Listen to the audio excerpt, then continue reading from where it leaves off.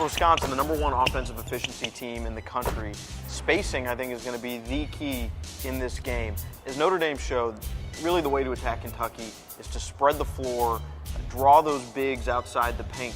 To me, the key is what you were talking about, those bigs, the ones that you're saying you need to pull away from the basket. I think those are the key guys. Karl Anthony Towns might be the #1 overall pick in the NBA draft this June. And then you have Willie Cauley-Stein, who's, an All-American caliber player. He can block shots. He can do a lot of things defensively. He did not play in this game last year.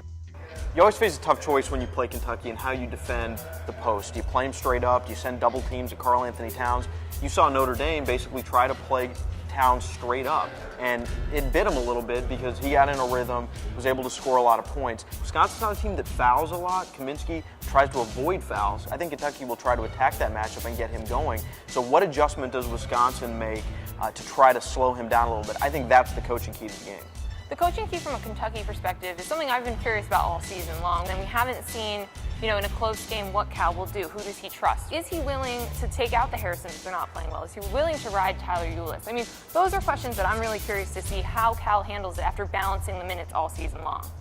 I think it's really hard to pick against Kentucky, and the reason is because they just have so many options.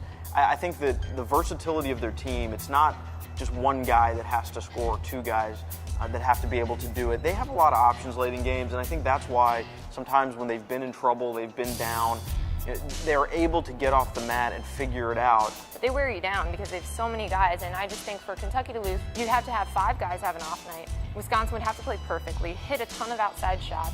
This is a Kentucky team that beat this Wisconsin team last year without some of its best players now. So I can't pick against the Wildcats. It'll be close, but I think Kentucky wins. Yeah.